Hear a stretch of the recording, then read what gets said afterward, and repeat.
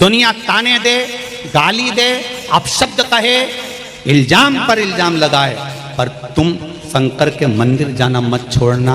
एक निवेदन और है, हमारे बहन भाई अगर दूसरे धर्म की ओर जा रहे हैं तो उनको एक बार खींचकर हमारे शंकर के मंदिर की ओर जरूर लेकर आना और उसको बताना कि शिव भक्ति में क्या है। मत लगाओ इसको, बंद कर, गर्मी आता है। शिव भक्ति में क्या है उनको बताना।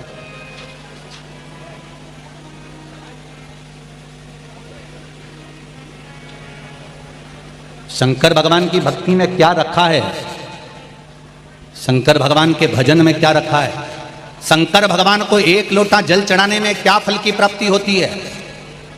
जब इस बहन का लीवर किडनी में हुआ कैंसर, पशुपति व्रत करने से, एक लोटा जल चढ़ाने से जब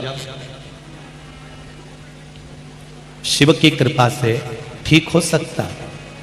पुत्री ने जो सीए की अंतिम वर्ष की परीक्षा जून में दी थी, पशुपति व्रत करने से 15 जुलाई 2022 को रिजल्ट में 10 साल से जो फेल हो रही थी, बाबा की कृपा से जब वो 10 वर्ष से फेल होने वाली बेटी, सीए की पढ़ाई करने वाली पढ़ी लिखी बेटियां, बेटे क्या भगवान पर विश्वास करें। पर एक बार व्रत करने के बाद अगर शंकर भगवान ने सीए के फाइनल में पास कर दिया तो क्या वो बेटी शंकर का मंदिर छोड़ेगी, फिर शिव का स्मरण छोड़ेगी। दुनिया के लोग पूछते हैं शंकर जी की भक्ति में क्या है।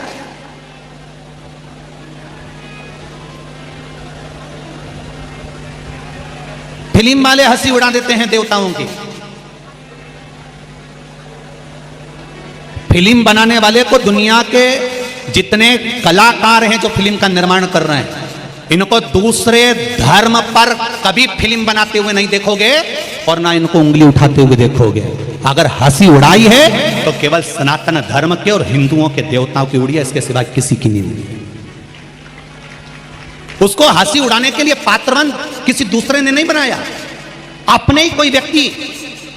जैसे आज लोग शंकर जी की कथा पर उंगली उठा रहे हैं, ऐसे कई हैं जो सनातन धर्म के विरोधी हैं, दूसरों से जुड़े हुए हैं। सनातन धर्म जैसे ही बढ़ता है ये टांग खींचकर नीचे पटकने का प्रयास करते हैं।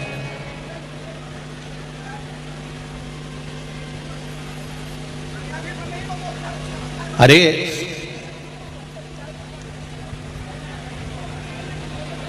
जैसे ही सनातन धर्म बढ़ा और इन्होंने टांग खींचकर पीछे कर, आज पूरा राष्ट्र, पूरा भारत देश 75वीं वर्षगांठ मना रहा है, अमृत महोत्सव मना रहा है, पूरा राष्ट्र मना रहा है।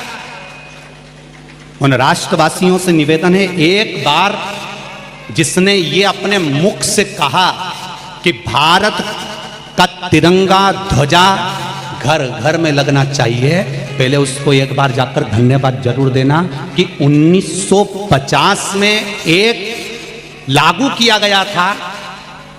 1950 में नेशनल फ्लैग को लागू कर दिया गया था कि अगर ध्वजा लगेगी, तिरंगा लगेगा तो केवल सरकारी बिल्डिंगों पर लगेगा।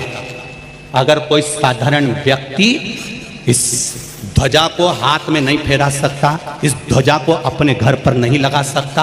अगर ये राष्ट्र की ध्वज किसी के घर पर लगी मिली या किसी भी साधारण व्यक्ति ने ध्वजा फहराई तो उसके ऊपर दंड लग जाता था, उसको सजा हो जाती थी। पर आज सबसे ज्यादा गौरव महसूस करो कि आपके घर घर में भारत का झंडा लग रहा है और भारत का झंडा फहराने वाला कोई विशेष व्यक्ति नहीं है। भारत के झंडे को घर घर में फहराने वाला हम खुद विशेष बनकर फहरा रहे हैं, इसका गौरव महसूस हो रहा है।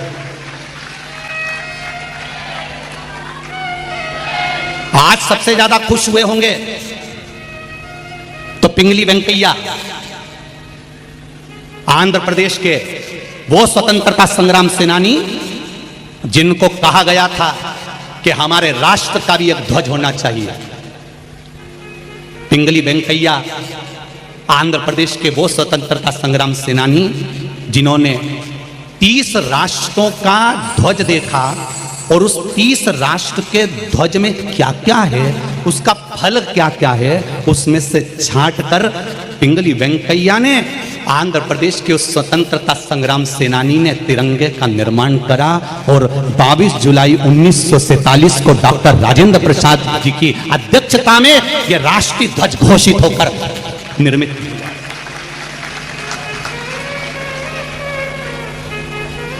आज भारत वालों को खुशी होना चाहिए, हमारे भारत के शहीदों को सही पुष्पांजलि देना और श्रद्धांजलि देने का तो आज मौका मिला है, जो अपने घरों पर तिरंगा झंडा लहराएगा और भारत माता की जय बोली जाएगी। आज ये शंकर भगवान की कथा करती है, जीवन में जो सुख का अनुभव है, भगवान के पावन चरणों का जो रसतत्व है। एक लोटा जल की जो महत्वता है, जो शिवजी को चढ़ा रहा है, वो जानता है कि शंकर की भक्ति का फल क्या है।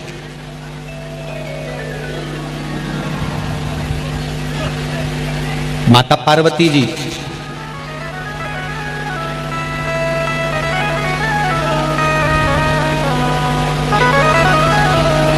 शिवजी से कहती हैं, बाबा जो दुनिया का सबसे सुंदर वन हो, उस वन का मुझे दर्शन करा दो। आवाज बढ़ लगा। दुनिया का जो सबसे सुंदर वन हो, उस वन का मुझे दर्शन करना।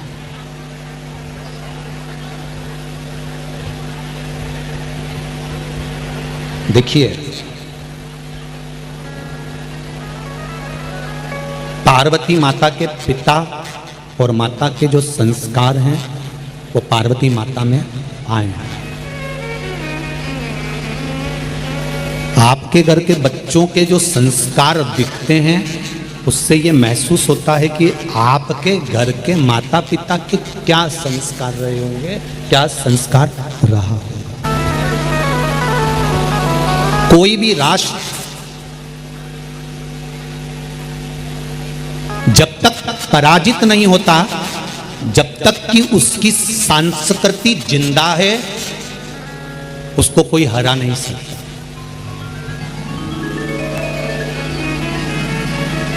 उसको कोई मिटा नहीं सकता।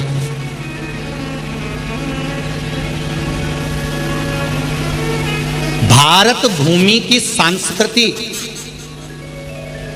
भारत भूमि के इस राष्ट्र के जो 4 शंकराचार्य 4 पीठ में बैठे हुए हैं, इन शंकराचार्यों ने भारत की संस्कृति को जो बनाकर रखा है, इसलिए इस भारत माता की संस्कृति इतनी प्रबल है कि इसको पराजित करने के लिए दम चाहिए किसी भी राष्ट्र को इस पर आक्रमण करने के। संस्कृति के बल पर राष्ट्र जीवित रहता है।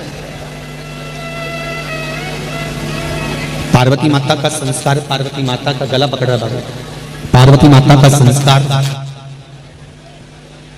पार्वती माता के जो पार्वती मैया की माताएं हैं, पिता हैं, उनके जो संस्कार हैं वो मिले हुए हैं। इसलिए पार्वती मैया ने कहा कि मुझे जो सबसे सुंदर वन है, उस वन में मुझे जाना है, उस वन का मुझे दर्शन करना है।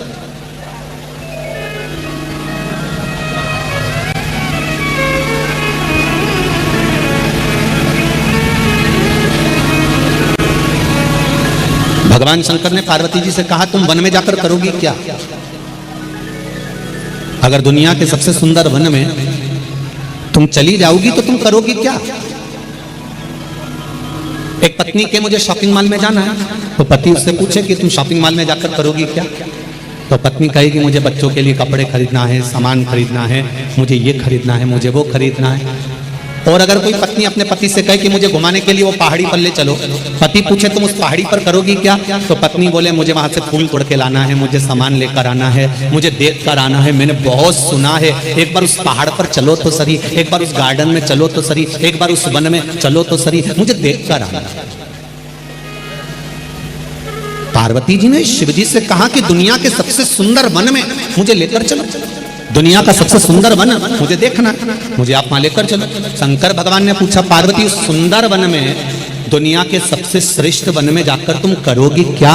तो पार्वती जी ने जो जवाब दिया वो दुनिया की कोई माता नहीं दे सकती। पार्वती जी कहती हैं उस वन में जाकर मुझे आपकी पूजन करना है और आराधना करना है और तप करना है। ये संस्कार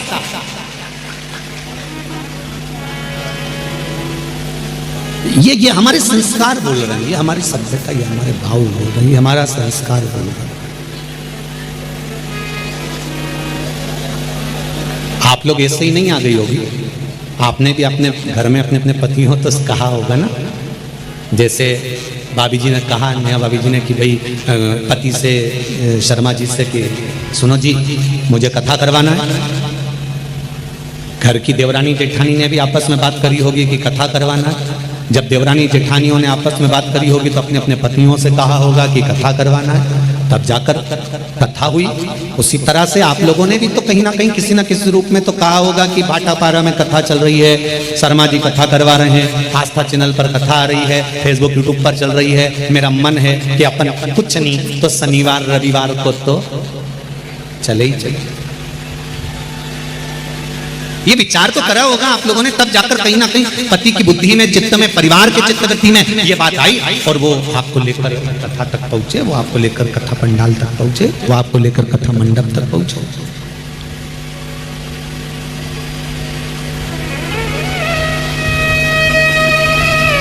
अब दो बातें, पत्नी अपनी सहेली से कह रही है वो तो मैं इनको लेके आ गई, और पति अपने दोस्त से कह रहा है वो तो मैं इसको लेकर, अरे बोलो तो जम के आ गए। पत्नी सोच रही है कि मैं लेकर आई और पति सोच रहा है मैं लेकर आया। पर सही मायने में देखा जाए ना तुम्हारी सामर्थ्यता है ना उसकी सामर्थ्यता है कि शिव महापुराण तक आ जाओ, ये तो भोले बाबा लेकर आए, शंभू। नहीं तो सावन के महीने में शिव महापुराण की कथा सुनना, सावन महीने में ये कथा, बेस थोड़ा कम कर दे बाबू, सावन महीने में ये कथा श्रवण करना, सुनना,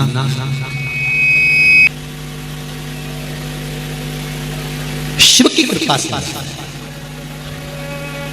शंकर भगवान की उदारता से, शिव की करुणा से आप मुझे कोई वन ले चलो, जो दुनिया का सबसे सुंदर वन हो, उस वन का मुझे दर्शन करना है, उस वन में मुझे लेकर चलिए। शंकर भगवान पार्वती जी को नंदन वन में लेकर पहुंच गए। शिव महापुराण में दो वन की महत्वता बड़ी सुंदर कही है, ध्यान से सुनना। पहला महाकाल वन, दूसरा नंदन वन। उज्जैन को महाकाल वन कहा जाता है। कौन सा वन कहते हैं? महाकाल वन। काशी को नंदन वन कहा जाता है। कौन सा वन? नंदन वन।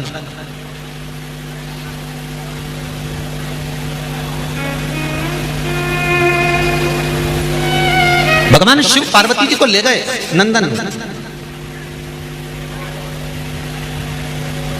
और माता पार्वती जी को नंदनवन ले जाकर भगवान शंकर ने एक वृक्ष के सामने बिठा दिया।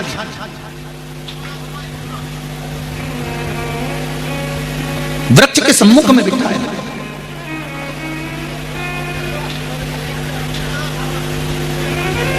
पार्वती मैया ने शिव जी के चरणारविंद को पखारा। शिव जी के चरणारविंद को पखार कर माता पार्वती मैया शंकर भगवान से कहती हैं कि आप मेरे पास में बैठे रहना, मैं आपका स्मरण करना चाहती हूं। पंचाक्षर मंत्र का जाप माता पार्वती जी ने करना प्रारंभ किया। नमः शिवाय। बाद देवादिदेव महादेव उठे, जाने लगे।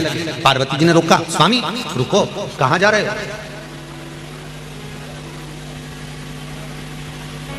भगवान शिव कहते हैं पार्वती थोड़ा सा मुझे काम है इसलिए जाना पड़ेगा, तुम जब तक मंत्र के जाप में डूबी हुई हो मैं तब तक थोड़ा सा भगवान विष्णु से मिलकर आता हूं।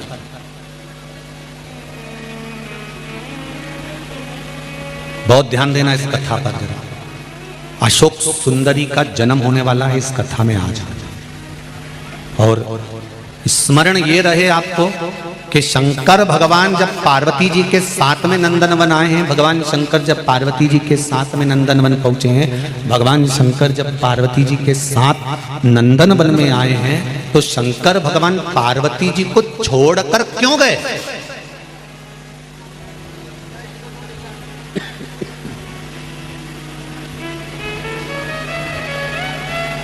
पार्वती जी को छोड़कर जाने की शिव जी को क्या जरूरत पड़ गई?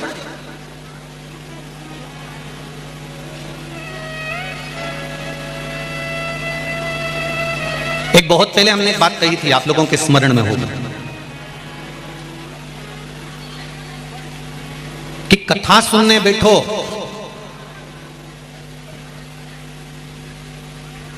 तो अपनी पहचान वाले के पास कभी मत बैठो।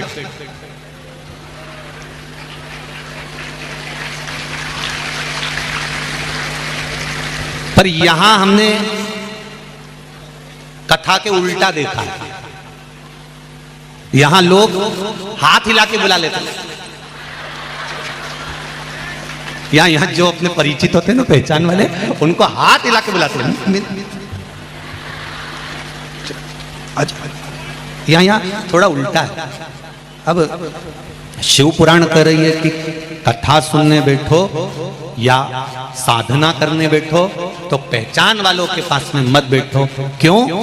कथा सुनने बैठोगे और पहचान वाले के साथ में बैठ गए तो कोई भी बात आई तो तुरंत उस बात को लेकर आपस में बात करने बैठ जाओ। और अगर पहचान वाले के पास नहीं बैठे और जिससे तुम्हारी दुश्मनी है तुम उसके पास बैठ गए तो कथा में कोई भी अच्छी बात आई ना और तुम्हारा मन भी कराना बात करने का, तो पास में तो जगदम्बा बैठी। तो अब तुम ना तो बात कर सकते ना चित कर सकते, और पाँव भी अगर जरा सा उसके ऊपर रख दिया ऐसा देगी ना धर के, दूसरी बार पाँव नहीं रखोगे तो एकदम जैसी बैठी है ना पल्लू वल्लू डाल के,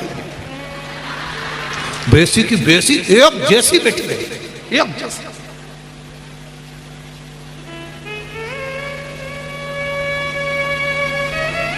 है ना, तप करने बैठे हो ना, साधना करने बैठे हो ना, भगवान को पाने बैठे हो ना, भगवान से नींद लड़ाने बैठे हो ना, तो अकेले की साधना होना चाहिए। आसन लगाया, बैठ गए। शंकर भगवान पार्वती जी को नंदनवन में छोड़कर चले गए तो पार्वती जी पूछ रही हैं कि आप हमें छोड़कर क्यों जा रहे हो? शंकर भगवान ने कहा मुझे भगवान विष्णु बुला रहे हैं इसलिए मुझे जाना पड़ेगा, मुझे वहां पहुंचना पड़ेगा, मुझे वहां जाना है, मैं वहां चले जाता हूं, मेरा वहां पर काम बहुत सारा है तो मैं वहां चले जाऊंगा, मैं वहां पहुंच जाऊं, मैं वहां चले जाता हूं। तो पार्वती जी ने कहा मैं अकेली यहां पर रहूंगी, मैं अकेली यहां पर रहूंगी, अच्छा लगेगा? शंकर भगवान कहते हैं पार्वती सुनो, माता के गर्भ से अगर जुड़मा बच्चे भी जन्म लेते हैं ना तो एक साथ पैदा नहीं होते, एक एक कर कर जन्म लेते हैं।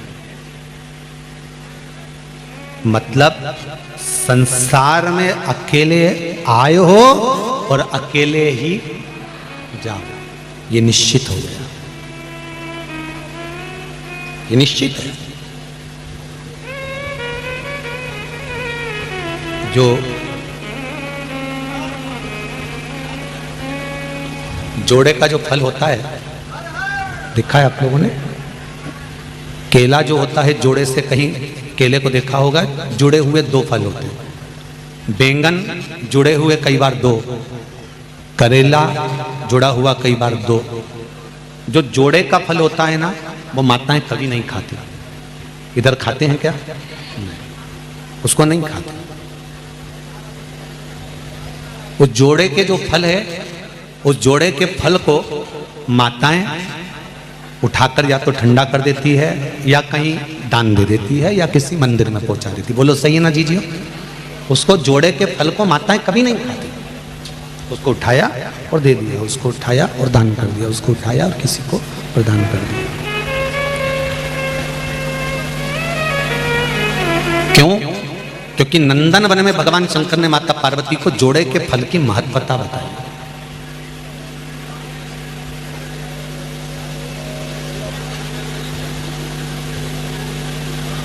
जोड़े के फल का सेवन करने की महत्वता, जोड़े के फल को खाने का क्या दोष है, उस तक का वर्णन हमारे यहाँ पुराण और शास्त्रों में वर्णन है।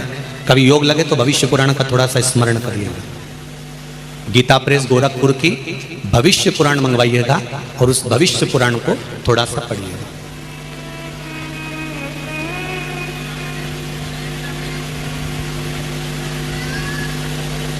जैसे अशोक सुंदरी का चरित्र अगर किसी को पढ़ना हो तो पद्म पुराण में से पढ़ना। कौन सी पुराण में से? पद्म पुराण में से। अशोक सुंदरी का चरित्र अगर कहीं मिलेगा तो आपको पद्म पुराण में मिलेगा। अशोक सुंदरी का पूरा परिवार का वर्णन, अशोक सुंदरी के जो बच्चे हुए, भगवान कृष्ण के, भगवान शंकर के जो नाती पंती हुए, अशोक सुंदरी के बच्चे जब नाना के घर में आते थे शंकर भगवान के यहाँ तो कैसे रहते थे। अशोक सुंदरी की 100 बेटियां और 2 बेटे हुए थे। उनका पूरा वृतांत अगर आपको पढ़ना है तो पद्म पुराण में पढ़ना। कोई पूछे कि सियोर वाले महाराज ने अशोक सुंदरी का चरित्र शिव महापुराण में बांचा था, भाटापारा में, तो ये अशोक सुंदरी का चरित्र तो इसमें शिव पुराण के अंदर कहीं लिखा नहीं, तो कौन सी पुराण में से बांचा? तो आप बता देना। क्या नाम बताओगे? पद्म पुराण में से बांचा। 2 फल की महत्वता। पार्वती, ये 2 फल की जो महत्वता है, 2 जुड़मा फल की जो क्रमता है, इसको अपन बात के प्रसंग में लेंगे। अभी तो अपन जो पार्वती को शंकर भगवान नंदन वन में ज्ञान दे रहे हैं कि पार्वती कह रही है कि मैं अकेली रहूंगी और मुझे भय लगेगा, तो मैं अकेली यहां पर रहूंगी और मुझे कुछ भय हुआ तो उसका क्या?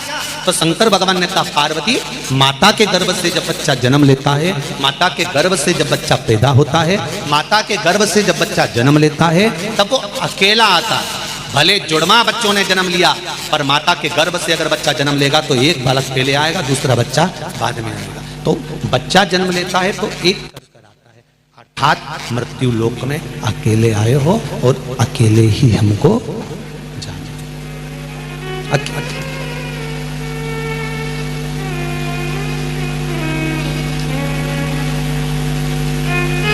पार्वती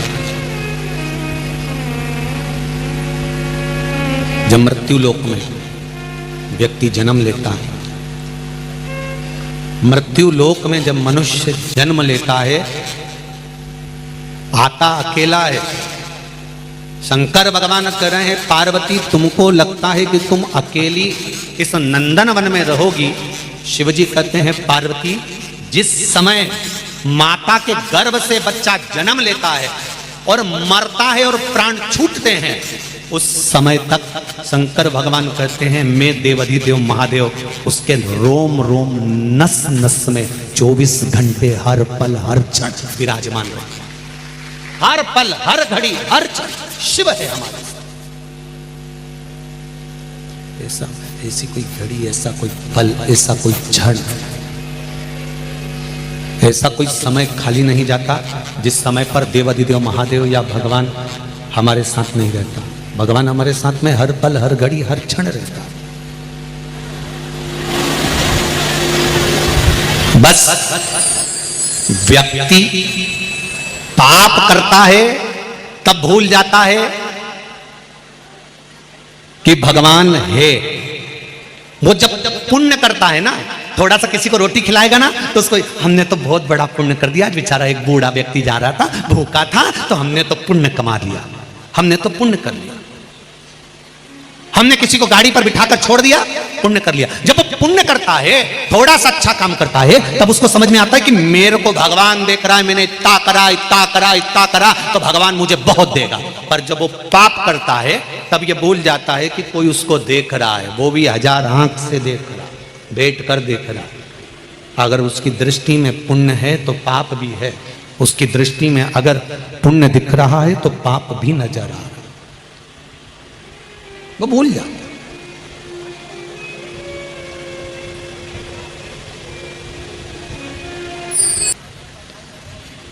वहां एक पत्र आया था, उस पत्र में लिखा हुआ था कि आस्था चैनल पर कथा आ रही है, फेसबुक यूट्यूब पर कथा चल रही है, फिर ये भाटापारा में इतने सारे लोग कथा सुनने के लिए क्यों आए हैं गुरुजी, इसका कोई उत्तर है क्या? तो उस समय तो नहीं दिया, पर उसका उत्तर हम आपको दे देते हैं।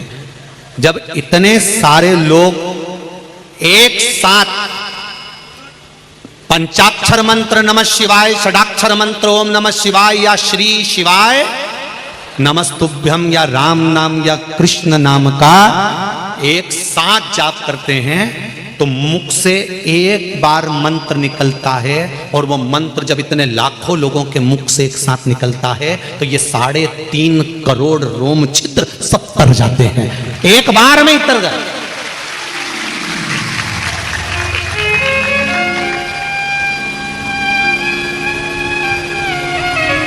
एक डब्बे से नहाना, बाल्टी में पानी भर के डब्बे से नहाना, एक शावर चालू कर लेना, ऊपर से शावर चल रहा है उससे नहाना, और एक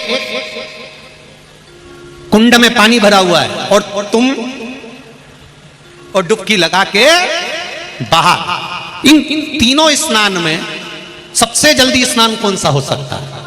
जम के बोलो जरा, जम के। वो जो कुंडा भरा है, वो जो तालाब भरा है, वो जो नदी भरी है, वो जो सरोवर भरा है, खड्डा भरा है, उसमें कूदे बाहर। जैसे समोसे को तो पकने में भी समय लगता है, शिव महापुराण की कथा कहती है अगर जल्दी से चुटकी बजाते ही परमात्मा का पथ प्राप्त करना है तो जहां शिव महापुराण कथा का कुंडा भरा हो उसमें डुबकी लगा के जा।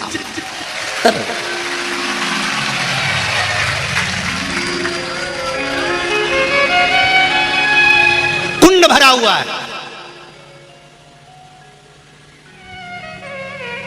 हम तो उनसे भी कहेंगे सुन लो भाटापारा वालों, सरसों का तेल डाल के कानों में। तुम्हें लगता है कि यहां पर बहुत भीड़ हो रही होगी इसलिए हम नहीं जा पा रहे, तो भाटापारा वालों से निवेदन है दिन में कथा में नहीं आ सकते तो रात को यहाँ जो माता बहन भाई बैठकर श्री शिवाय नमस्तुभ्यम सोते हुए आनंद में अपना अपना आसन लगाकर 2-5 हजार लोग यहाँ पर पंडाल में रहते ही हैं, तो वो भजन करते हैं। तुम रात को इस कुंडा में नहाने नहीं आ सकते, दिन में नहीं आए तो रात डुबकी लगा के चले।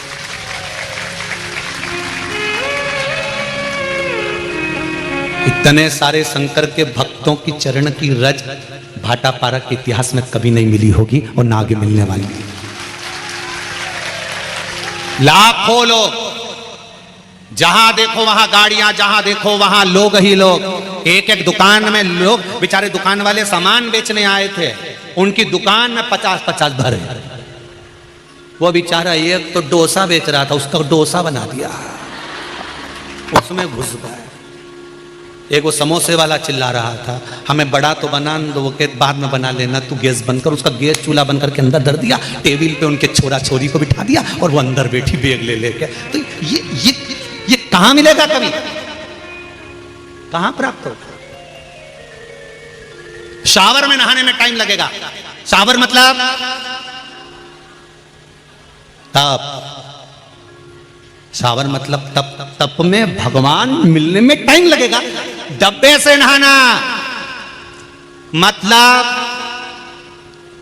मंदिर जाओ, यहां जाओ, वहां जाओ, सब दूर जा जाके नहाओ, उसमें भी तरने में टाइम लगेगा, और तालाब में कूद कर बाहर जाने में टाइम नहीं लगेगा। शिव महापुराण का एक डुबकी लगाई और बाहर, शिव महापुराण की एक डुबकी लगाई और बाहर, कथा सुनी, चले। पार्वती जी कर रही है, मैं अकेली? शंकर भगवान कहते हैं तू अकेली नहीं है पार्वती जी। पार्वती, जहां मनुष्य का जन्म होता है, मानव का शरीर मिलता है, मनुष्य जब पैदा होता है, जब वो 3.5 करोड़ रोम छिद्र मनुष्य के शरीर में होते हैं, 21,600 श्वास मनुष्य के शरीर से रोज निकलती है। मानव जब जन्म लेता है, शंकर भगवान कहते हैं वो अकेला नहीं आता। शिव कह रहे हैं कि उसके साथ में शंकर का विश्वास प्रकट होकर जन्म लेता है। अगर मनुष्य सोचता है कि मैं अकेला हूं तो वो समझ नहीं पाता कि भगवान उसके साथ है। जब भी कोई कर्म करने मनुष्य जाए और मुझे याद कर ले तो वो अकेला नहीं रहता, मैं उसके साथ चलता रहता हूं, हर पल, हर घड़ी, हर क्षण।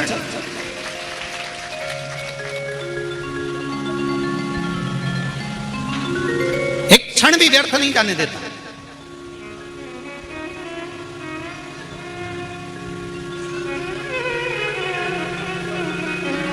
महाराज पार्वती जी बोली मैं अकेली रहूंगी, शंकर भगवान बोले अकेली नहीं पार्वती, अकेली नहीं हो। आप भी सुन लेना जरा अच्छे से।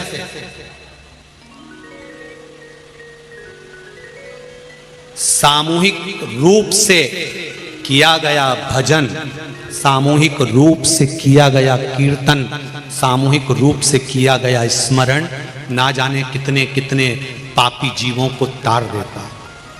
पापी जीवन तार देता।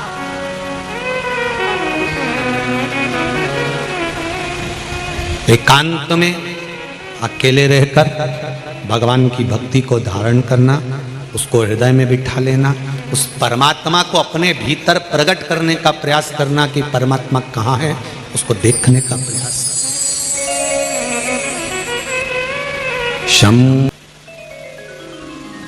शंकर भगवान को पहचानने का एक दृष्टि, एक नयन, एक नेत्र चाहिए।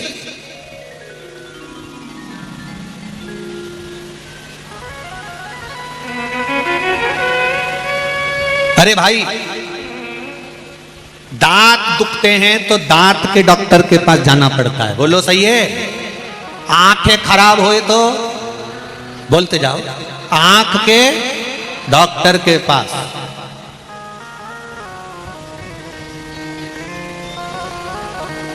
हार्ट खराब हो जाए तो हार्ट के डॉक्टर के पास, और मन खराब हो जाए तो शिव महापुराण रूपी डॉक्टर के पास पहुंचना।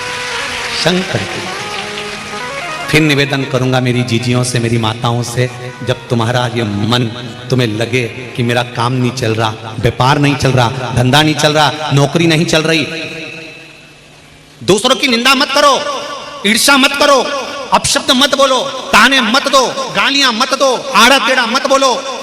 जब तुमको लगे कि मेरा व्यापार नहीं चल रहा, मेरा काम नहीं चल रहा, मैं सब जगह से हार चुका हूं, तब अंत में किसी से कुछ नहीं कहना। जो तुम्हारे नजदीक में शंकर जी का मंदिर हो, उस मंदिर में थोड़ी देर जाकर शंकर भगवान के शिवलिंग का दर्शन करो, नंदी की पीठ पर हाथ रखकर उसके कानों में कह कर आ जाना, बाबा से कह दे मेरे दुख काट दे, बहुत दुखी हूं मैं, एक बार तो के नंदी मेरे दुख को काट दे, उसके कानों में कह कर आ जाओ। अब दिल से कहो तो उसको।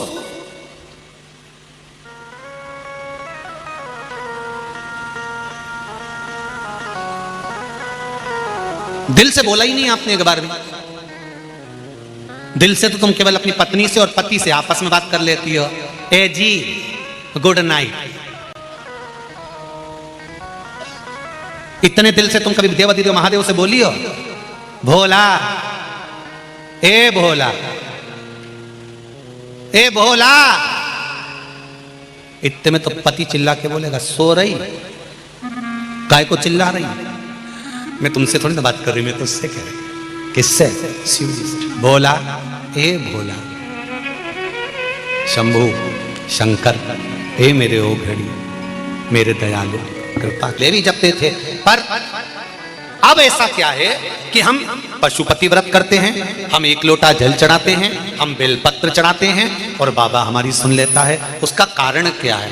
दूध में घी पहले से था, बस थोड़ा सा शिव महापुराण ने मत दिया, तुम्हारे भीतर विश्वास और ज्यादा जाग गया।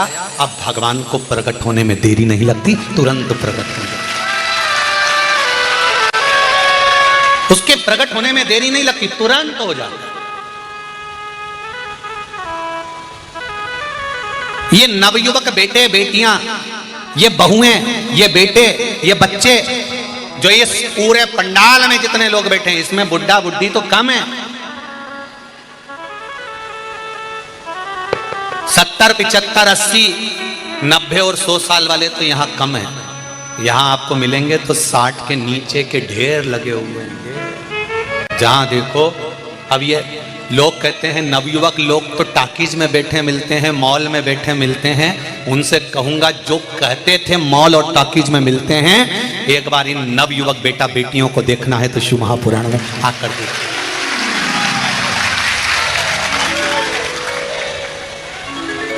बदला है मेरा राष्ट्र।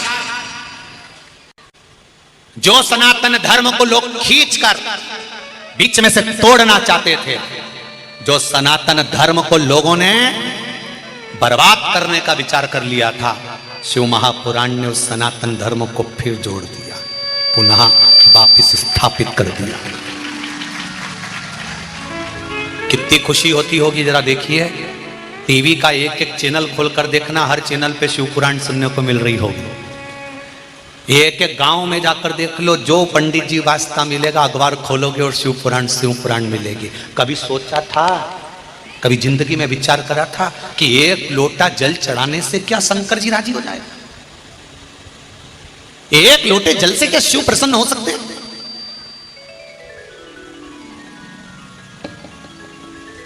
हम उसके दरवाजे पर जा रहे हैं और वो हमारी सुन रहा है।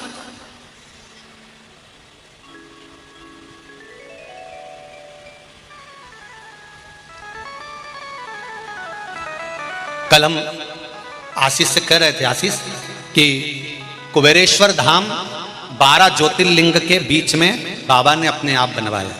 तो हमने आशीष से कहा, आशीष एक बात तो है, कुबेरेश्वर धाम की कुछ भूमि की महत्वता तो है, जहाँ का कंकर शंकर है, जहाँ लोग जाते हैं दिल से कहते हैं और लोग का मन आनंद में भर जाता है। हर जगह से 1% तो बढ़कर कुबेरेश्वर धाम का फल है। जब हम बैठे बैठे अंदाजा लगा रहे थे तो किसी भाई ने भेजा नेट पे सर्च कर कि कुबेरेश्वर धाम से उज्जैन की दूरी, कुबेरेश्वर धाम से ओमकारेश्वर की दूरी, कुबेरेश्वर धाम से काशी की दूरी एक बढ़कर ही मिली। कुबेरेश्वर धाम से उज्जैन जाओ तो 151 किलोमीटर है, कुबेरेश्वर धाम से ओमकारेश्वर जाओ तो 211 किलोमीटर है, कुबेरेश्वर धाम से काशी जाओ तो 821 किलोमीटर है। जिस 12 ज्योतिर्लिंग में कुबेरेश्वर धाम से हम खड़े होकर माप निकालते हैं तो 0 नहीं आता है, एक बढ़कर ही आता है। या तो 151 मिलेगा, 121 मिलेगा, 111 मिलेगा, 100। जब कुबेरेश्वर धाम से 12 ज्योतिर्लिंग एक बढ़कर मिलता है तो मेरा विश्वास कहता है जो शिव महापुराण की कथा सुनता होगा, मेरा देव अधिदेव महादेव उसको भी एक बढ़ाकर ही देता होगा। ये निश्चित है, एक बढ़ा देता है। और हमने देखा इंदौर में बढ़ बढ़ के मिला है। उन्हें पशुपति व्रत करे थे एक बच्चे के लिए। तुमने देखी थी इंदौर की कथा? कितने दिए भगवान? 3। अब इससे अंदाजा लग जाता है कि वो एक बड़ा करते। इसलिए तुमसे भी निवेदन है, घर मांगना भोलेनाथ जी से तो कहना एक देना, पर भगवान एक अपनी तरफ से जोड़ के दे, ले जा। शिव है वो, ओघड़ी है, दयालु। तेरी कृपा बिना न हिले एक भी अणु, लेते हैं श्वास तेरी कृपा से तनु तनु। उसकी कृपा हो, दया हो, उदारता हो, इससे बढ़कर सुख और क्या चाहिए? शिव महापुराण की कथा कहती है पार्वती मैया शंकर जी से कह रही मैं अकेली रह जाऊंगी। शंकर भगवान कहते हैं अकेली नहीं पार्वती, तुम बैठो तक साधना करो। पार्वती जी ने पूछा अगर अकेली रही और मेरा चित्त ना लगा तो? शंकर भगवान ने कहा सामने कल्प वृक्ष है, सामने एक वृक्ष है, तो उससे जो मांगेगी वो मिल जाएगा। पार्वती मैया जब अकेली रहने लगी, तप करने में बैठ गई, साधना करने में बैठ गई। उसी समय पर पार्वती मैया को लगा कि मैं अकेली हूं, तो सामने जो वृक्ष था उस वृक्ष के आगे पार्वती जी ने हाथ जोड़ लिया और अपने शीश को नवा दिया। हाथ जोड़कर क्या नवाया? शीश। ध्यान से सुनना, एक वृक्ष के आगे पार्वती मैया अपना शीश झुकाती है और वृक्ष पार्वती जी को एक सुंदर कन्या दे देते हैं जिसका नाम, जम के बोलो जरा, अशोक सुंदरी है। एक सुंदर कन्या मिल जाती है वृक्ष को शीश झुकाने से। बहुत हंसते हैं दुनिया के लोग, बहुत हंसते हैं। बताओ पीपल के पेड़ के नीचे दिया लगाने से कुछ होता है? आंवले के वृक्ष के नीचे दिया लगाने से कुछ होता है? बेलपत्री के वृक्ष के नीचे दिया लगाने से कुछ होता है? सनातन धर्म में नदियों की भी पूजा होती है, सनातन धर्म में पत्थर की भी पूजा होती है, सनातन धर्म में पशु और पक्षी की भी पूजा होती है, सनातन धर्म में लता और पत्र की पूजा होती है, सनातन धर्म में वृक्षों की पूजन होती है, सनातन धर्म में तो यहाँ मनुष्य की भी पूजा होती है। ये वो सनातन धर्म है जिस धर्म के आगे सब नतमस्तक। सनातन धर्म के आगे सब नतमस्तक।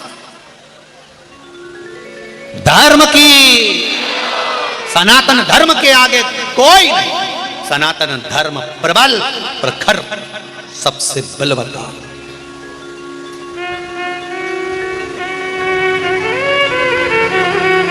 ध्यान दो, माता पार्वती जी ने हाथ जोड़ा, सिर नवाया और उस वृक्ष ने एक सुंदर कन्या पार्वती जी को दे दी जिसका नाम अशोक सुंदरी था। तो क्या हम किसी के आगे सिर झुकाएंगे, वृक्ष को प्रणाम करेंगे?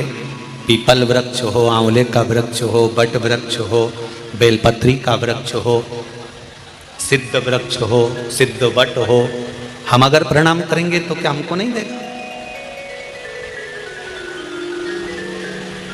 आप दिल से उससे मांगिए।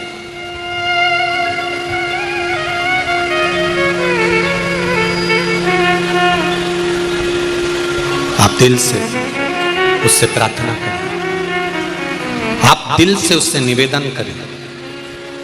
जब आप दिल से प्रार्थना करेंगे, दिल से निवेदन करेंगे, दिल से उससे कहेंगे, वो स्वीकार करेगा, करेगा स्वीकार। आप में से कितने लोग हैं जो शिव मंदिर जाते हैं और जाकर एक लोटा पानी चढ़ाते हैं, पर दिल से चढ़ाते हैं? जब पार्वती मैया ने हाथ जोड़ा वृक्ष के सामने, शिव जी कहकर गए थे, पार्वती इससे जो मांगेगी वो मिल जाएगा। हाथ जोड़ा, निवेदन करो, आप कृपा करो, आप दया करो। एक बेटी पार्वती जी के एकांत को समाप्त करने के लिए, शोक को दूर करने के लिए अशोक सुंदरी प्रकट। उसके नाम के आगे लगा है सुंदरी।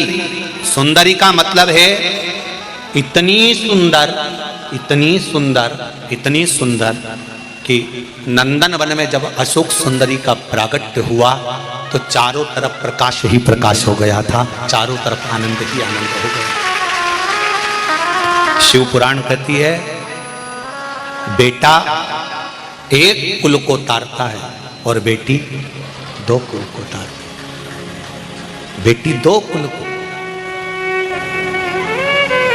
बेटे के जन्म से जितना प्रकाश नहीं होता, शिव पुराण कर रही है, उतना प्रकाश आपके घर में अगर बेटी का जन्म होता है तो चारों तरफ आनंद की लहर हो जाती है, प्रकाश ही प्रकाश हो जाता है। गरीब से गरीब व्यक्ति के घर में भी अगर बेटी का जन्म होता है तो बेटी अपने भाग्य से अपने पिता के भाग्य को बलवान बना देती है। पिता के भाग्य को प्रबल बनाने वाली हैं बेटी, प्रबल, पिता के भाग्य को प्रबल। जिनके घर में एक बेटी का जन्म होता है वो किस्मत वाले होते हैं, भाग्यशाली होते हैं। जिनके घर में दो बेटी का जन्म होता है उनके भाग्य को शेषनाग जी अपने फंड से वर्णन नहीं कर सकते। जिनके घर में 3-4 बेटियां जन्म ले लेती हैं उनके लिए शंकर भगवान कहते हैं वो घर कोई दूसरा नहीं होता। सबसे ज्यादा बेटी का जन्म शंकर भगवान करें। मेरे घर में 5 जया, विषहरा, सामरीवारी, दौतली, देव, अशोक सुंदरी, ज्योति, मनसा, मेरी बेटियों का नाम अगर मैं पुकारूं तो कितना कम ना हो। भगवान शिव कहते हैं जिनके घर में बेटी जन्म लेती है, शंकर भगवान कहते हैं उनको बेटी के विवाह की चिंता नहीं करना, उसकी बेटी का विवाह शिव खुद करता है, स्वयं शंकर करते हैं। शंकर खुद बेटी का विवाह करते हैं। जिस समय पर माता पिता कन्यादान करने के लिए बैठते हैं उस समय पर माता पिता नहीं होते। शंकर पार्वती स्वयं माता पिता के रूप में कन्यादान करने के लिए बैठते हैं, स्वयं शिव और पार्वती। मेरा निवेदन बेटियों से, दूसरे के दिखावे में आकर भटक मत जाना।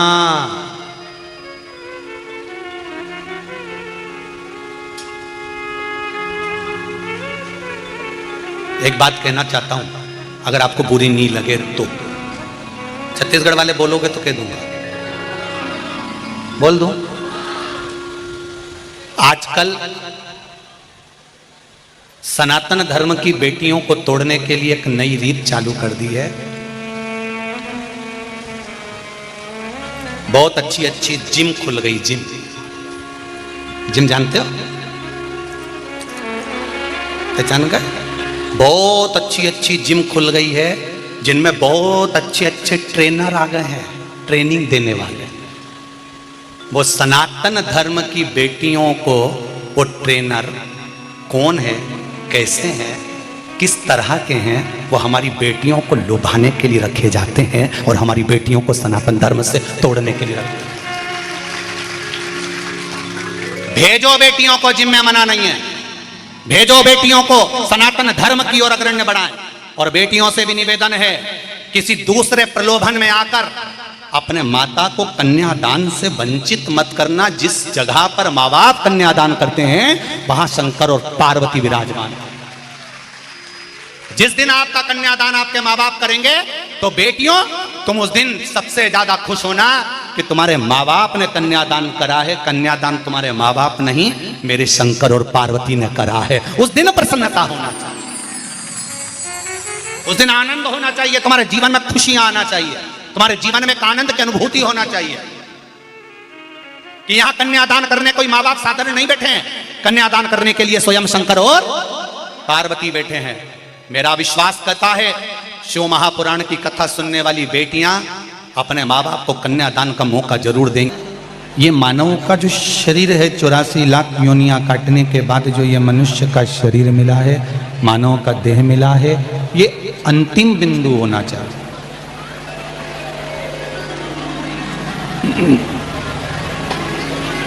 ये मानव का शरीर अंतिम बिंदु पर होना चाहिए, क्योंकि इसके बाद में फिर कोई जन्म मिले ना मिले, पर भगवान की भक्ति कर कर हम भगवान के इस चरणों में अपना स्थान बना लें, जिससे बार बार फिर हमें जन्म मरण के चक्कर में नहीं पड़ना पड़े। लाखों लाखों लोग आप लोग इस कथा में आए हो, कोई गिनती नहीं आपकी। पूरे भाटापारा में कहीं जगह नहीं, जहां देखो वहीं गाड़ियां, आप और आपकी अविरल भक्ति है। इसके सिवा कुछ भी नहीं। कितने घंटों से इंतजार कर रहे हो कथा का, वो कथा हाथ से ना चली जाए उसका ध्यान रखना। बड़ी मुश्किल से 5-5, 6-6 घंटे से इंतजार में लगे हो और 3 घंटे की 2.5 घंटे की कथा अगर बातचीत में छूट गई तो फिर आना व्यर्थ था, फिर आने का कोई सार्थक नहीं था। बड़ी मुश्किल से मिलती। और बड़े प्रसन्न हुआ करो जब सत्संग में जाया करो, तो उसमें अपने को मुख नहीं उतारना। सत्संग में जाओ तो बड़े खुश होकर जाओ, और सत्संग से घर भी जाओ तो बड़े खुश होकर जाओ। और कोई तुमसे पूछे कि कहाँ बैठे हो, तो सत्संग में जब बैठो तो प्रसन्न होकर बताना कि मैं भगवान की शरण में बैठा हूं, मैं किसी गलत जगह पर नहीं बैठा, मैं किसी गलत स्थान पर या गलत जगह पर नहीं बैठा हूं, मैं भगवान की शरण में बैठा हूं। उसकी शरण में, उसके चरणों में भक्ति का एक बल हमारे भीतर जागृत हो जाता है। भक्ति का एक बल।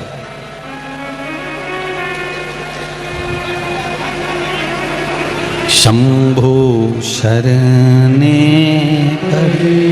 मांगू घड़ी घड़ी, दुख काटो दया करी ने दर्शन आपो।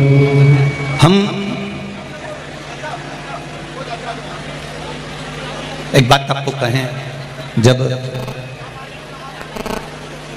लड़का पढ़ता नहीं है ना, जब लड़का विद्या अध्ययन नहीं करता, पढ़ता नहीं है, पढ़ाई पर उसका ध्यान नहीं रहता, पढ़ता नहीं, तब हम बच्चे से कहते हैं थोड़ा कम से कम 12वीं तक तो पढ़ ले,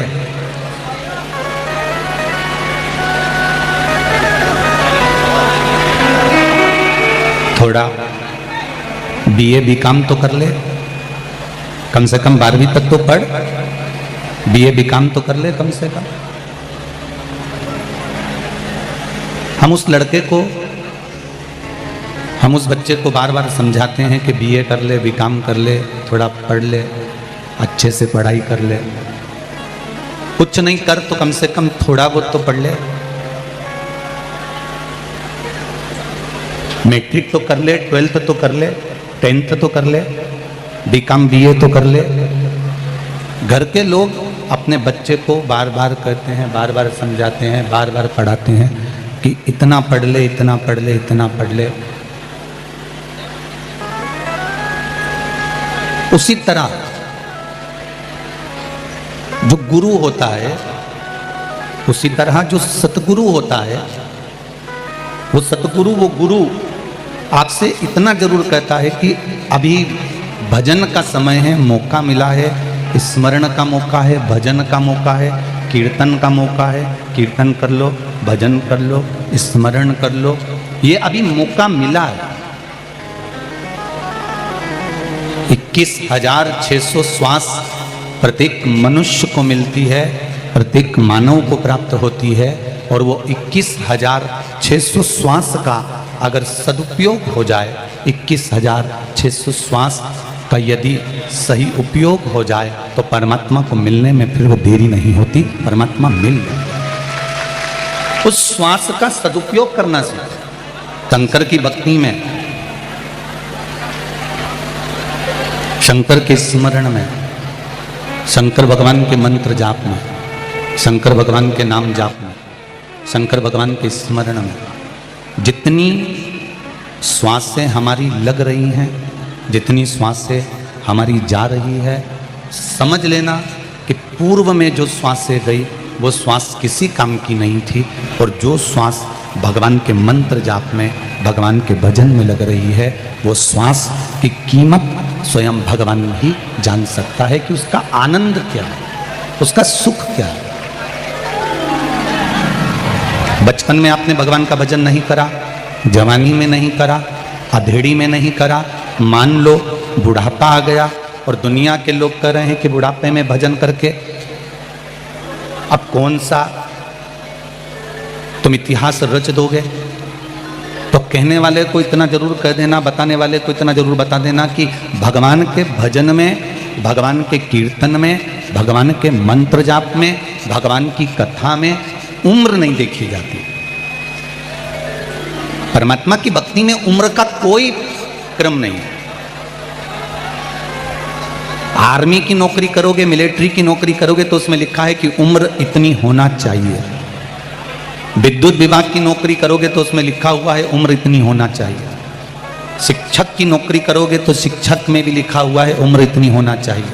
पुलिस की नौकरी करोगे तो उसमें एडमिशन करने के लिए, पुलिस में शामिल होने के लिए उम्र लिखी होती है कि इतनी उम्र होना चाहिए। गवर्नमेंट जॉब करो चाहे प्राइवेट जॉब करो, प्रत्येक जॉब में, प्रत्येक सर्विस में, प्रत्येक नौकरी में उम्र लिखी होती है कि इतनी उम्र वाले को लिया जाएगा और इतनी उम्र वाला फॉर्म भर सकता। अब एक बात विचार करो, ये तो नौकरी वालों का हो गया कि नौकरी वाले के लिए उम्र लिखी है। जो कपड़े की दुकान कर रहा है, पान की दुकान कर रहा है, किराने की दुकान कर रहा है, टीवी फ्रिज की दुकान कर रहा है, व्यापार कर रहा है, व्यवसाय कर रहा है, उसकी कोई उम्र लिखी है क्या? अरे बोलो तो जम के, नहीं लिखी ना। जो नौकरी कर रहा है उसकी उम्र लिखी कि तुम्हें इतनी उम्र तक नौकरी करना है, तुम्हें इस उम्र से शामिल किया जाएगा, तुम्हें इस उम्र में लिया जाएगा, तुम्हें इस उम्र में तुम्हारी नौकरी लगा दी जाएगी। पर जो धंधा कर रहा है, जो बिजनेस कर रहा है, जो व्यापार कर रहा है, उसकी कोई उम्र नहीं।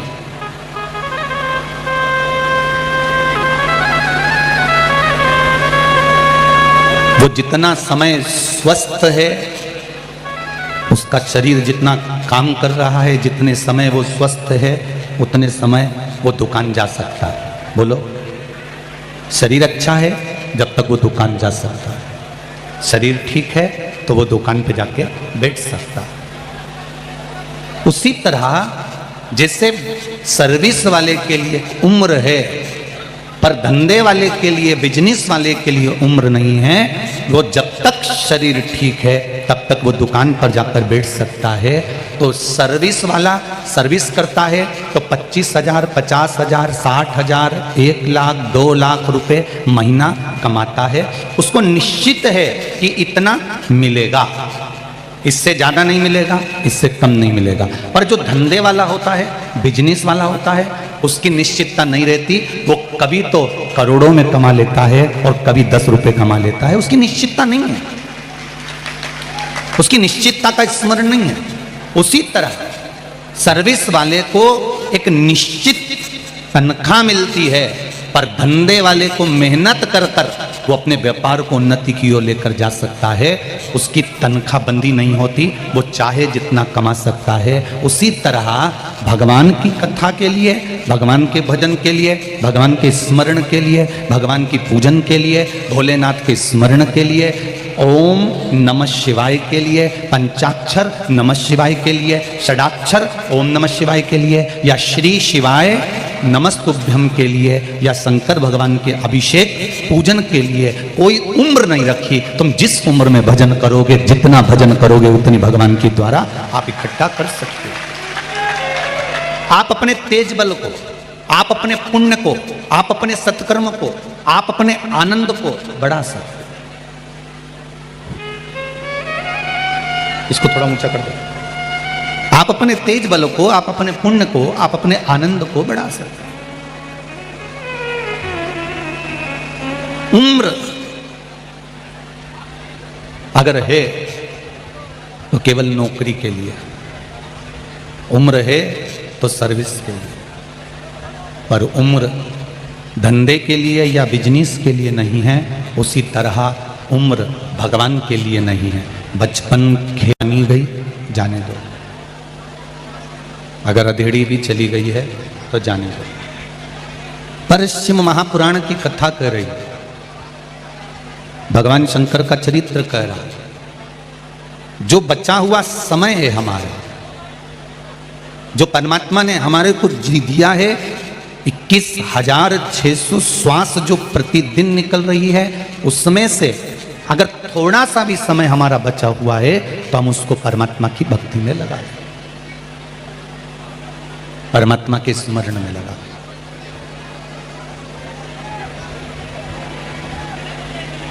मैंने तेरे ही भरोसे, ओ बाबा तेरे ही भरोसे, हवा बिच उड़ती जावांगी, बाबा डोर हटो छठी नाम कड़ी जावांगी।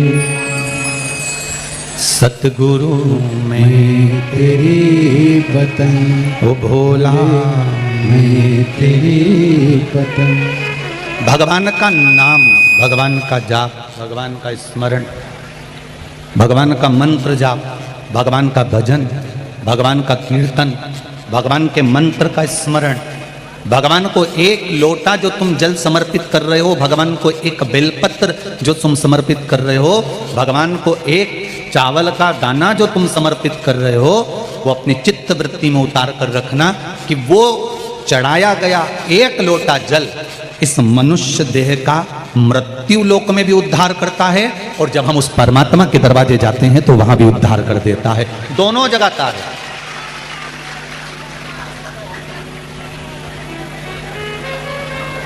प्रत्येक जगह पर आपका किया गया भजन केवल मनुष्य देह को नहीं तार रहा, आपका किया गया भजन केवल आप अकेले को नहीं तार रहा,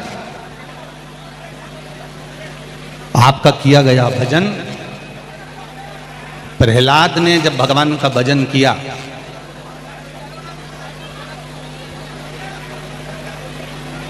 और प्रहलाद के पिता हिरण्यकशिपु के उदर को, पेट को जब भगवान नरसिंह ने फाड़ा, प्रहलाद के पिता मर गए, प्राण छूट गए।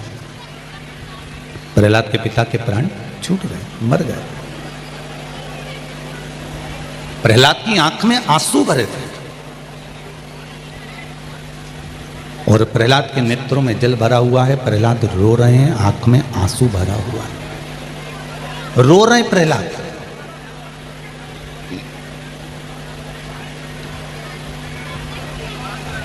भगवान नरसिंह ने पूछा, प्रहलाद तुम क्यों रो रहे हो? तुम्हारे पिता मर गए, तुम्हारे पिता के प्राण चले गए, तुम इसलिए रो रहे हो?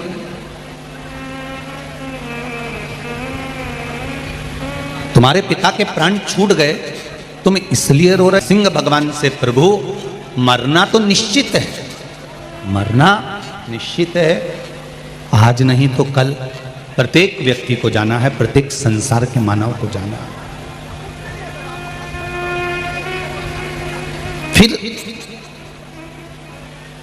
प्रहलाद तुम इतने बड़े ज्ञानी हो कि तुम्हें मालूम है कि संसार से हर व्यक्ति को जाना है, प्रत्येक मनुष्य को जाना है, प्रत्येक मानव को प्राण छोड़कर जाना है, फिर प्रहलाद तुम रो क्यों रहे हो? तुम्हारे रोने का कारण क्या है? पीछे की आवाज बढ़ाइए, एलईडी चालू करिए, पीछे की एलईडी बंद है, पीछे की एलईडी चालू करिए। तुम रो क्यों रहे हो? प्रहलाद जब तुम्हें मालूम है कि प्रत्येक संसार का व्यक्ति मरेगा, प्राण छूटेगा और उसके प्राण जाएंगे, तो फिर क्यों रोना?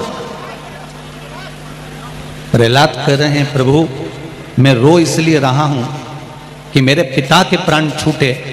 वो असुर थे, राक्षस थे, असुर प्रवृत्ति थी उनकी असुर प्रवृत्ति थी, उनके प्राण छूटे, उनके प्राण जा रहे हैं।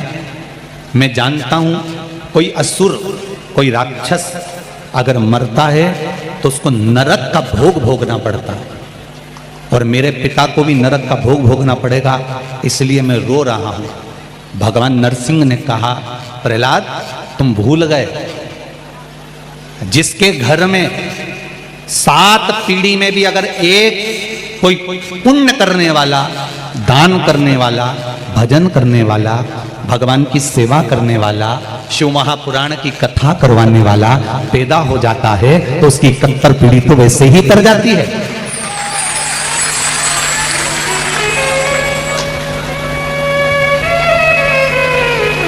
उसकी पीढ़ियां तो वैसे ही तर जाती है। प्रहलाद तुमको लगता है कि तुम्हारे पिता मरने के बाद नरक जाएंगे, तुमको लगता है कि तुम्हारे पिता राक्षस थे इसलिए नरक पड़ेंगे, तुमको लगता है तुम्हारे पिता असुर थे, दैत्य थे इसलिए वो नरक पड़ेंगे? नरसिंह भगवान कहते हैं कि तुम उनके घर में तेरे जैसा बेटा जन्मा, उनके घर में तेरे जैसा पुत्र जन्मा, इसलिए वो नरक नहीं भोगेंगे, वो स्वर्ग का राज्य भोगेंगे। वो नरक नहीं भोगने वाले हैं, स्वर्ग का राज्य भोगेंगे। मैं शर्मा परिवार को बहुत बहुत धन्यवाद देना चाहूँगा। नेहा भाभी जी आपको भी, अश्विन जी आपको भी, आपके माता पिता को, आपके भाइयों को, आपके भाभियों को, बहुओं को, पूरे परिवार को धन्यवाद देना चाहूँगा कि घर में कम से कम एक व्यक्ति के कहने पर ये शिव महापुराण की कथा करवा कर पूरे कुल को दान दिया। इतना कुल तारा है।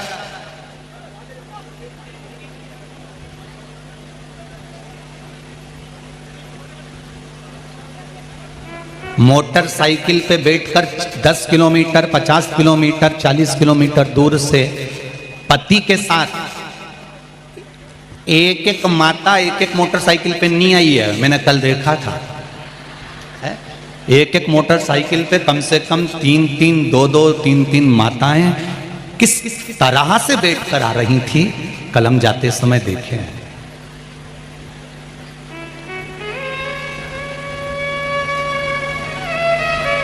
मैं आस्था चैनल वालों से कहूँगा, केवल यही पंडाल नहीं, बाजू वाला पंडाल, ये पंडाल, बाहर जो धूप में चिलचिलाती धूप में बैठे हैं, जगह नहीं है तो गाड़ियों पर खड़ा कर कर बैठे हैं, कीचड़ है तो मेरी माताएं अपने साथ में दरी और चटाइयाँ ले लेकर आई हैं, अपने अपने गाँवों से वो बिछा बिछा कर बैठी हैं। दुनिया में बहुत व्यवस्था कर सकते हो, पर दिल, विश्वास जो इस शिव महापुराण ने आपके दिल में लाकर रख दिया, शायद तभी देखने को मिला होगा जो आप अपने घर से आसन और दरी ले लेकर चलकर बैठ गए। धन्य है। शर्मा परिवार ने व्यवस्था करी, जितनी बन सकती है उतनी करी। उनको भी इतना अंदाजा नहीं था। पहले उन्होंने कहा था टेंट लगाया है 1 लाख पब्लिक के लिए, तो हमने शर्मा जी से कह दिया था, बोले थे कि पहले दिन की तैयारी रख लीजिए, दूसरे दिन से टेंट की व्यवस्था कर लीजिए। शंकर है, शिव है, वो बैठता है कैलाश पर तो खुलकर बैठता है, उसका कोई अंदाजा नहीं।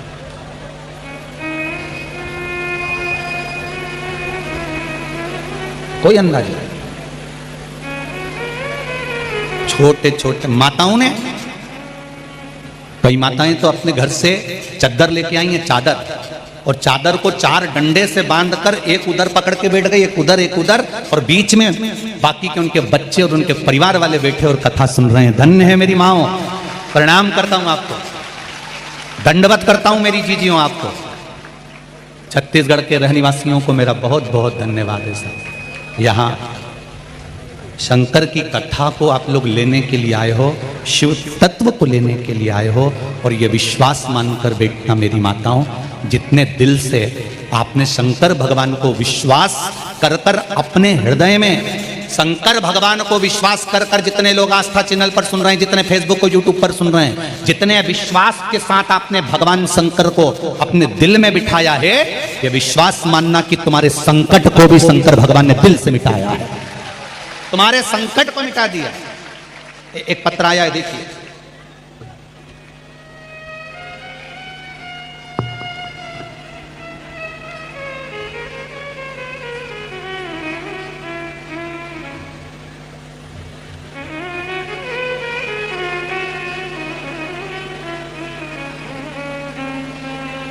श्रीमती सुधा ढोके, शिक्षक नगर, दुर्ग, छत्तीसगढ़ से आई हूँ। कहीं बैठी हो तो हाथ हिलाइएगा, जहाँ बैठी हो हाथ हिलाइएगा, दोनों हाथ हिला दीजिएगा एक बार, ऐसे हाथ हिला देना तो दिख जाओगे। श्रीमती सुधा ढोके, शिक्षक नगर, दुर्ग, छत्तीसगढ़ से मैं आई हूँ। कोरोना काल से पहले से हम शिव कथा श्रवण कर रहे हैं। शिवरी नारायण के बाद भिलाई दुर्ग में भी कथा स्थल पर जाकर कथा श्रवण किए हैं। कोरोना की त्रासदी से भयमुक्त होकर घर पर ही नियमित रूप से कथा श्रवण करें। बाबा की कृपा से सारी समस्याएं टीवी पर कथा सुनते ही दूर हो गई। हमारी पुत्री करीब 10 वर्षों से सीए की तैयारी कर रही थी। कितने साल से कर रही है? जम के बोलो जरा। 10 साल से सीए की तैयारी कर रही थी। फाइनल परीक्षा में आकर अटक जाती थी। आपके द्वारा बताए हुए पशुपति व्रत भी हमने बारी बारी से किए। मेरी पुत्री के साथ मेरे पति ने भी व्रत को किया, सफलता नहीं मिली। दूसरी बार इसी बीच में तब एक व्रत और धारण कर कर उस व्रत की सफलता से सीए का एग्जाम पास किया। लीवर में कुछ समस्या, जांच में डॉक्टरों ने कैंसर का आदेश वक्त दिया था। टाटा मेमोरियल हॉस्पिटल में मुंबई में इलाज चला। इसी बीच में पशुपति व्रत आरंभ किया। बाबा की कृपा से 2 ही हफ्ते हुए थे और दूसरी बार जब कैंसर की जांच कराई तो बाबा की कृपा से नॉर्मल रिपोर्ट आई और कैंसर समाप्त हुआ। ये शिव है। एक पत्र और है।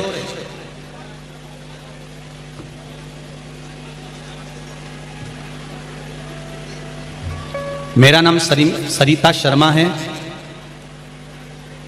मेरा ससुराल मुजफ्फरनगर उत्तर प्रदेश में है। मेरी शादी को 8 साल हो चुके थे, संतान नहीं थी। फिर मेरे ससुर जी आपकी कथा को देखने के लिए प्रेरित किए। गुरुजी 2 साल में आपकी कथा सुन रही हूँ और आपके द्वारा बताए गए पशुपति व्रत को 5 सोमवार किया। पूरे श्रावण मास घी से शिव जी का अभिषेक किया, प्रार्थना की और बाबा की कृपा से मेरे घर में 8 साल के बाद बच्चे ने जन्म लिया। डॉक्टरों ने मना कर दिया था कि तुम्हारे यहाँ संतान नहीं होगी, फिर भी मेरे भोले बाबा ने दिया है। मेरी बेटी का मैं फोटो डाल रही हूं। हर हर महादेव। ये शिव है।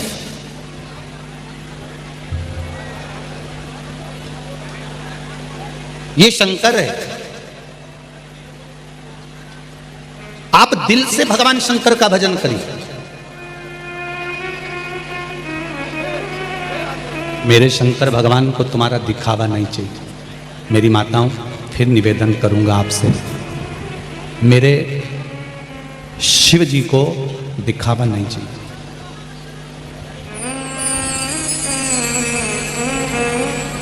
मेरे शंकर भगवान को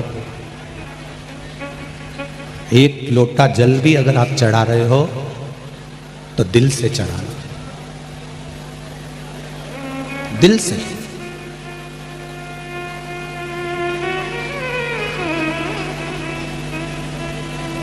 घड़ी देखकर, समय देखकर भगवान का भजन मत करना। भगवान का भजन घड़ी देखकर मत करो। भगवान का भजन ये मन से करो कि घड़ी का समय भी वो बदलेगा। हमें तो केवल उसका मंत्र जाप, उसका स्मरण करना।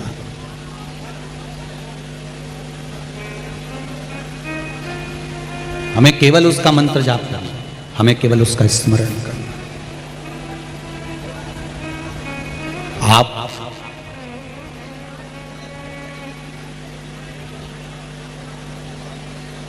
टूटी हुई कलम से